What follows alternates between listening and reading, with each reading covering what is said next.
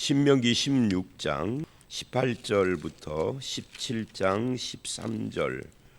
13절까지 신명기는 오늘 본문 16장 18절서부터 18장 22절 마지막 절까지 이가 하나의 문단인데 여기는 이제 신정 정치를 하는 이스라엘의 주권자들에 대해서 말씀을 하는 그런 내용입니다. 그래서 오늘 본문 16장 18절로 17장 13절은 재판관에 대한 이야기예요.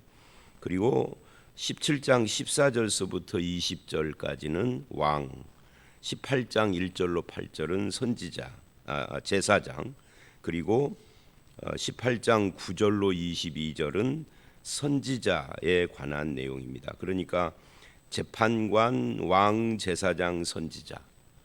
재판관 이야기는 좀 의외지만 왕, 제사장, 선지자는 구약에 계속 나오는 것이고 이제 이 왕, 제사장, 선지자들을 묶어서 이게 그리스도, 메시아가 되는 거죠.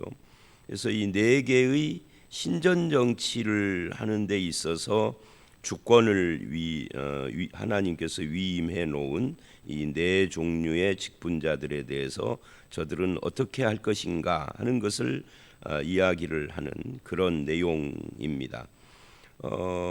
그리고 이제 그 중에 오늘 본문 18절로 20절은 총론 같은 거죠. 그러니까 이 네 직분자들이 어떻게 해야 할 것인가라고 할 때 이제 공의로 해야 한다.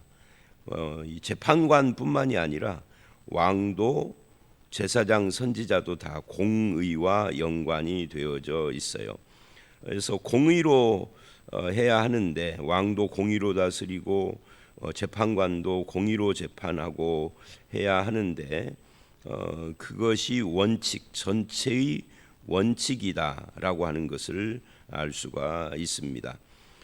근데 이제 18절을 보면 내 하나님 여호와께서 내게 주시는 각성에서 내 지파를 따라 재판장들과 지도자들을 둘 것이요 이렇게 돼 있어요.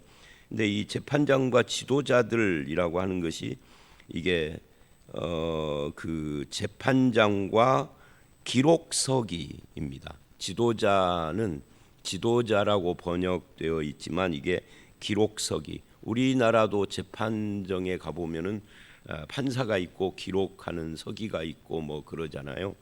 그거를 벌써 이 3,500년 전 모세 시대에 그런 어떤 그 조직을 갖췄다는 것이 놀랍죠. 그래서 이들의 태도 어떻게 할 것인가에 대한 이야기를 하면서 공의로 재판을 해야 한다라고 말을 합니다. 그 공의로 재판한다라는 것은 뭐냐 하는 것을 조금 더 구체적으로 지금 이야기를 하고 있는데 뭐라고 하느냐면 19절 20절 보니까 재판을 굽게 하지 말며, 이 굽게 한다 말하자면 공의의 반대는 굽어진 거죠. 그래서 공정하게 하지 않고 한쪽으로 치우쳐서 뭐 때문에 한쪽으로 치우치느냐 하면 외모로 보지 말며, 외모로 본다 하는 것은 예를 들면 재판받는 두 사람 중에 하나가 엄청난 부자라든지 권력자라든지 어떤 직분이 있다든지 아니면은 뭐 나하고 인간 관계가 있다든지 뭐 여러 가지가 있을 수 있겠죠. 동문이라든지 뭐 이런 것도 있을 수 있고 그렇게 외모로 보지 말아야 된다. 또 뇌물을 받지 말아라. 뇌물은 지혜자의 눈을 어둡게 하고 의인의 말을 굽게 하느니라. 그래서 이런 것들이 다 공의하고 관계가 되는 것이죠. 너는 마땅히 공의만 따르라. 그리하면 내가 살겠고 주시는 땅을 차지하리라. 그래서 하나님께서는 공정한 재판, 공의의 재판을 지금 이야기를 합니다. 이거는 공평하기도 하고 한편은 긍휼을 포함하는 단어이기도 해요. 이 공의라는 것이 모든 사람에게 평등하게 해야 하는데 한편 좀 더 이렇게 연약한 사람을 배려해 주는 것을 포함을 하는 거죠. 그런데 여기 굽게 외모로 뇌물을 말하는 것은 이 외모나 뇌물 같은 것은 힘없고 연약한 자들은 할 수 없는 것들이죠. 그렇기 때문에 이런 것을 지적을 하고 있고요. 이것이 이제 신명기 24장 17, 18절을 가보면 모든 법이 긍휼과 자비로 해야 한다라고 그렇게 표현을 하기도 합니다. 신약에서 고린도전서 8장을 가보면 지식이 아니라 사랑으로 해라 하는 거하고도 유사한 그런 내용이라고 할 수가 있겠죠. 그래서 하나님 나라는 공의가 흐르는 나라여야 한다. 그것은 외모와 뇌물을 배제한 그런 공의의 나라여야 한다 하는 것을 말하고 있는 거죠. 그 다음에 21절서부터 17장 7절까지 여기는 이제 우상에 대한 이야기를 해요. 재판관에 대한 이야기를 하는데 갑자기 왜 우상 이야기를 하는가? 그래서 이제 우리가 자칫 이 본문을 볼 때는 18절로 20절은 재판에 대한 이야기지만 21절서부터 17장 7절은 다른 이야기인가 보다 이렇게 생각할 수 있지만 17장 8절서부터는 또 다시 재판에 대한 이야기거든요.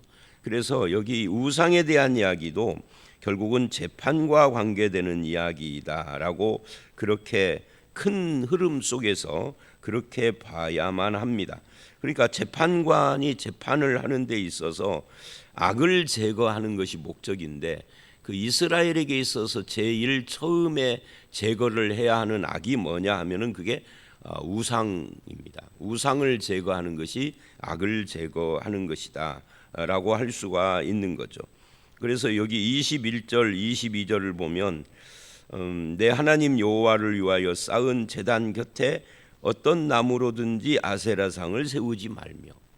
그러니까 우리가 성전에서 예루살렘 성전, 아직은 이제 모세 시대는 성전이 없지만 성막을 중심으로 하지만 이제 훗날 예루살렘 성전에서 하나님께 제사를 하지만 이스라엘 그 지방에 있는 사람들은 예루살렘까지 오기가 어렵잖아요. 그러니까 자기가 있는 곳에서 제단을 쌓는 경우가 있는데 그럴 때 아세라상을 세우지 말아라.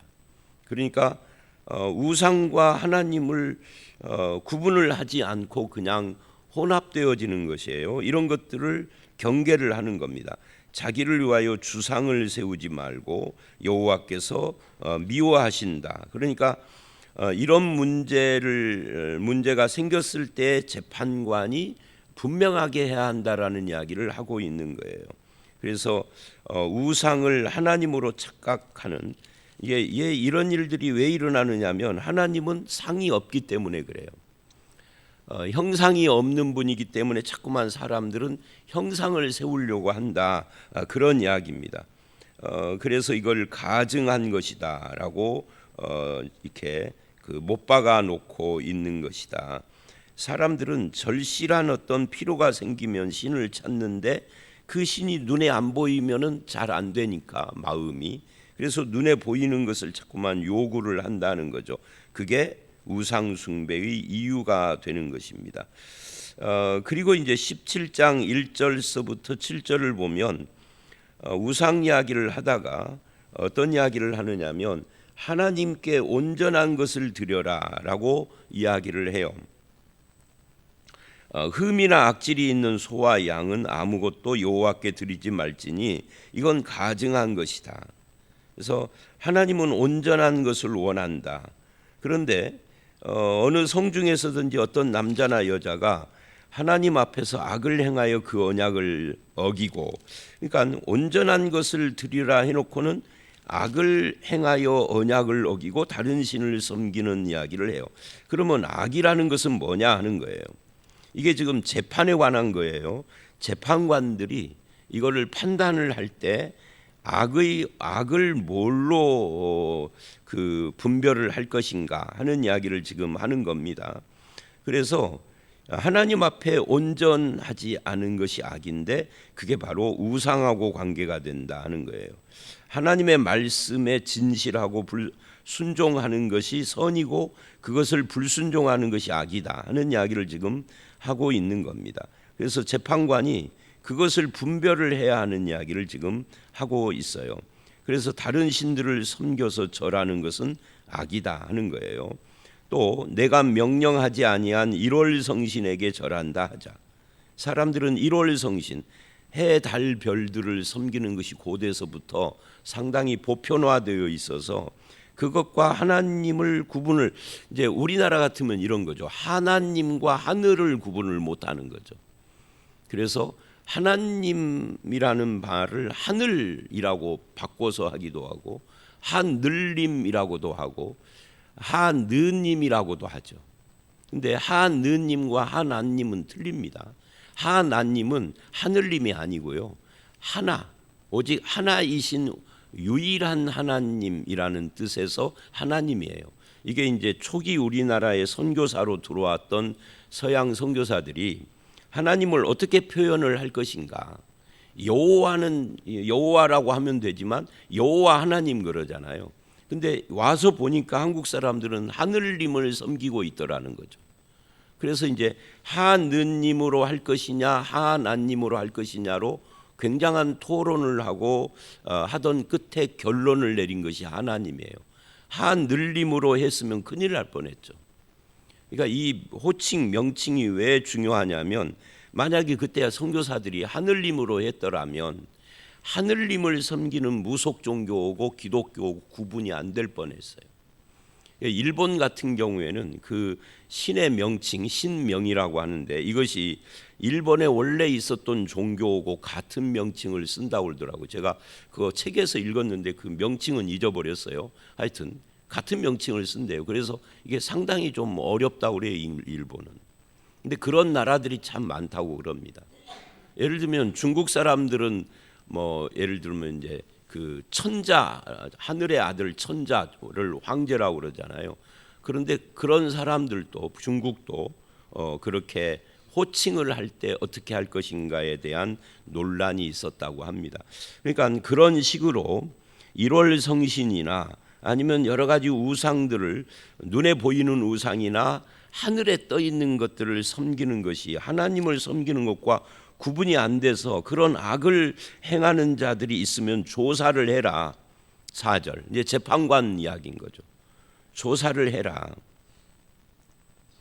그래서 만일 그 일과 말이 확실하여 가증한 일을 행하면, 그러니까 이게 이제 가증한 일과 앞에 2절에 악을 행한다는 것과 이게 같은 것이죠. 그래서 이런 부분에 있어서 그 남자와 여자, 그것을 행한 자가 남자든 여자든 무조건 돌로 쳐 죽여라 라고 이야기를 합니다. 이제 재판을 그렇게 하는 거죠. 죽일 자를 2사람이나 3사람의 증언으로 죽일 것이요 한 사람의 증언으로는 죽이지 말아라. 그러니까 재판관들이 온 이스라엘을 다 돌아다니면서 조사를 할 수 있는 것은 아니잖아요. 누군가가 고소를 해서 재판을 하는 건데 그럴 때에는 한 사람의 증언 가지고는 안 된다. 왜냐하면 한 사람의 증언은 이 사람이 고의로 저 사람과 악한 감정이 있어서 그래서 고의로 음모와 함정에 빠뜨릴 수도 있는 거잖아요. 2사람이나 3사람 해야 그래야 그 증언이 온전한 증언이 된다 하는 것을 지금 재판관에게 가르쳐 주는 거예요. 그리고 그 증언을 할 때 증인이 먼저 돌을 치고 손을 댄 후에, 이 말은 돌로 치는 것을 말하는 거죠. 그리고 다른 백성들이 손을 대고 이렇게 해서 악을 제하라. 이 재판의 목적은 뭐예요? 악을 제하는 데 있습니다. 악이 뭐냐 할 때 그게 바로 신들을 섬기고 일월성신을 섬기고 눈에 보이는 형상을 섬기는 것이다 라는 것을 말하고 있는 거죠. 그 다음에 8절로 13절, 여기도 이제 공의를 쫓는 것을 원칙으로 해서 재판관들이 어떤 이야기를 하느냐면 구타하고 송사하고 피 흘리는 것에 대한 이야기를 하는 거예요. 그래서 8절 내 성중에서 그 서로 피를 흘렸거나 다투었거나 구타하였거나, 그러니까 서로 피를 흘리거나 다투거나 구타하는 것은 유사한 건데, 하여튼 이런 그 어떤 폭행 사건이 일어난 거예요. 그래서 서로 간에 고소를 했어요. 한쪽에서 고소한 것이 아니라 한쪽에서 일방적으로 구타를 해서 맞은 사람이 고소를 한 경우는 판단하기가 쉽지만, 서로 간에 고소를 했다니, 싸우다 보면은 서로 치고받고 하니까 서로를 고소하면 판결이 어려운 그런 경우가 생긴다는 거예요. 그러면은 어떻게 할 것이냐 하는 이야기예요.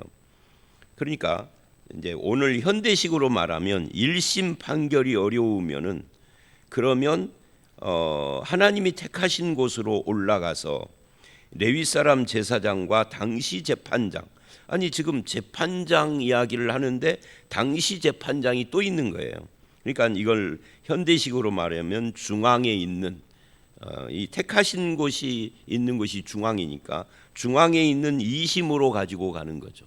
오늘날은 이제 3심 제도지만 이때는 2심 제도였던 모양이에요.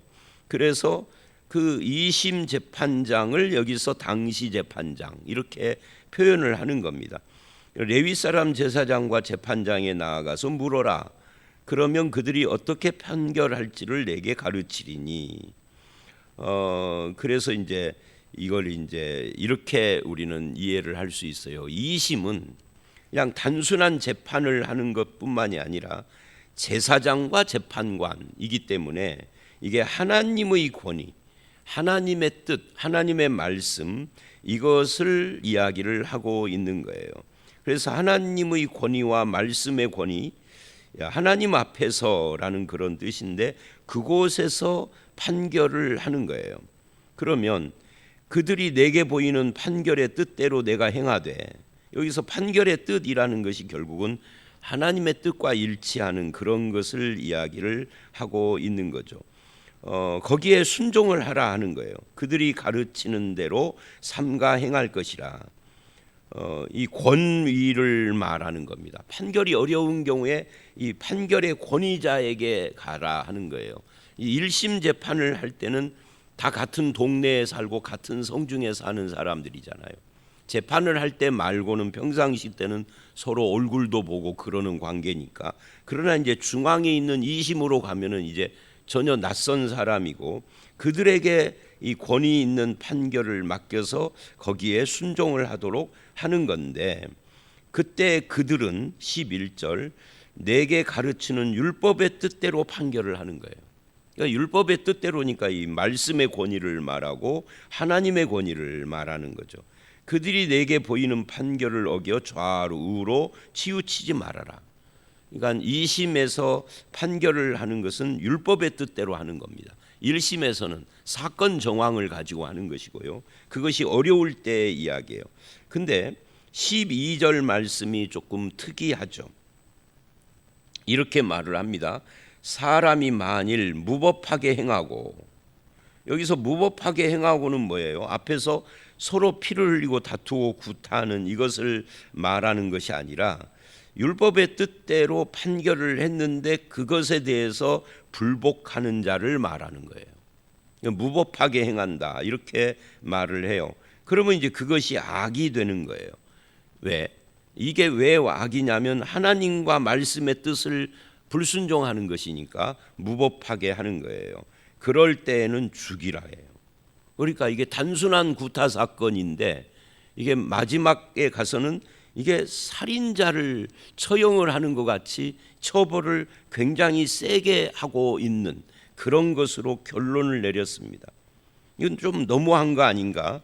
아마 현대의 재판으로 치면은 조금 너무 심하다라는 생각이 들지만, 왜 그래야 되느냐 하면은 악한 풍조가 사회에 만연하는 것을 막기 위해서다라고 13절은 그렇게 이야기를 해요.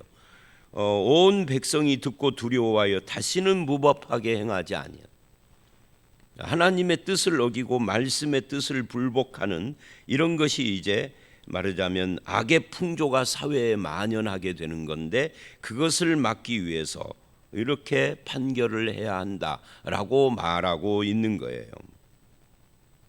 이제 여기까지 놓고 보면 우리가 생각하기엔 약간 좀 너무 심하다 하는 그런 생각이 들고, 우리가 심하다 생각을 했으니 당시 사람들은 얼마나 이런 판결 앞에서 얼마나 두려워했겠어요. 이게 다시는 하나님과 하나님의 말씀을 어기고 불복하는 일을 하면은 안 되겠구나. 차라리 태장 몇 대 맞는 게 낫지. 뭐 이렇게 생각을 했을 것 같아요. 그런데 이렇게 놓고 오늘 우리나라를 보면, 우리나라는 이제 이 법이 완전히 맹탕이에요. 사람을 죽이고 살인죄를 저질렀어도 한 5년 살고 나와. 이러니 이게 우리나라 법은 뭔가 좀 이상한 것 같아요. 언제부턴가 그렇게 바뀌어 버렸어요. 사실은 적어도 살인죄를 저질렀으면 20년, 30년 아니면 무기 이렇게 가야 하는데 한 5년이나 7년 살고 나옵니다. 근데 7년형을 받았는데 또 모범수라 해가지고 감형을 받아. 그리고 나와가지고 자기에게 그렇게 불리한 증언을 했거나 자기를 고소한 사람 찾아가서 2차 살인을 하는 경우가 비일비재하잖아요. 뭐 음주운전 같은 건 말할 것도 없고, 우리나라는 너무 법이 물렀다라고 생각을 해요. 여기 오늘 본문이 말하는 이 재판관의 법은 너무 심한데, 너무 센데 하는 생각이 드는데, 반대로 우리나라는 너무 무르다. 그래서 범죄를 하는 것에 대해서 아무렇지도 않게 생각을 하는 이런 일들이 발생을 하는데, 이스라엘은 그거를 막기 위해서, 즉 무법한 사회가 되지 않기 위하여서 악을 확실하게 제거하라라고 말을 하는 겁니다. 그래서 오늘 이 본문은 부당한 재판이나 불의한 재판이 아닌 공의의 재판을 해야 한다 하는 것이고, 악을 제거하는 것이 목적이라는 것이고, 하나님과 하나님의 말씀의 권위 앞에 불순종하는 무법자들이 악이 판치는 사회를 만들지 않도록 하는 것이 그 목적이다 하는 것을 지금 이야기를 하고 있는 겁니다. 그러나 이제 이 말씀은 그렇고 사람이 재판하는 것이라, 이스라엘의 후 역사의 뒤로 가면은 재판관들의 재판이 굉장히 굽고 공의의 재판을 하지 않는 그런 사회가 오게 되죠. 그래서 결국은 사람에게 의지할 수는 없다 하는 것이 이제 역사의 후편으로 가면은 결국 하나님을 바라보고 하나님의 심판을 우리가 바라보고 소망하는 것이 우리의 최종 그런 소망이 될 수밖에 없는데, 그게 바로 예수 그리스도의 재림과 심판인 거죠. 그래서 계시록을 보면 하늘 보좌 앞에는 엎드려서 우리 언제까지입니까라고 탄원하는 누가 나오죠? 순교자들의 영혼이 나와요. 저들은 억울한 거죠. 순교자라는 것은 억울하게 죽은 자들이잖아요. 근데 그 억울하게 죽은 그들을 누가 신원할 것이냐? 세상 재판관이나 왕들은 그걸 못해요. 이제 내일 말씀은 왕에 대한 이야기인데, 왕을 세운 이유도 결국은 이 공의를 시행하기 위해서인데 저들이 그렇게 하지 않죠. 공의를 제대로 시행하는 왕은 몇 명 없었다고, 이스라엘 역사 속에. 그래서 결국 이것도 메시아를 바라봐야 되고 메시아의 마지막 재림 심판을 바라보는 것일 수밖에 없는 겁니다. 그래서 인간 사회는 이런 제도를 세워도 이거를 온전히 시행하는 일이 쉽지 않다. 하나님 이외에는 공의 재판을 하실 분이 없다 하는 것을 우리가 알게 됩니다. 어쨌든 오늘 이 본문을 통해서 하나님은 우리들에게 공의가 시행되며 악이 제거되고 공의와 공평한 그런 나라를 만들기를 원하는 하나님의 뜻이 있는데, 그것은 하나님과 하나님의 말씀 앞에 순종으로 반응하는 것으로 가능하다. 그것을 정말 시행을 할 것이냐 하는 것은 우리들의 몫이지만, 말씀에 순종하는 삶으로 공의와 정의가 시행되는 그런 사회, 이것이 하나님의 뜻이다. 이것이 세상 속에서는 안 되더라도 교회 안에서는 되어야 하죠. 교회는 재판권이 없지만 공의 공동체, 이것이 하나님 앞에 바른 교회의 모습이다라는 것을 생각을 합니다. 저와 여러분이 하나님과 하나님의 말씀에 순종해서 공의가 흐르는 삶을 사는 저와 여러분들이 다 되시기를 주의 이름으로 축원합니다. 함께 기도하겠습니다. 하나님 아버지, 신전 정치를 하는 이 이스라엘에게 재판관들이 어떻게 해야 할 것인가를 말씀하는 말씀을 들었습니다.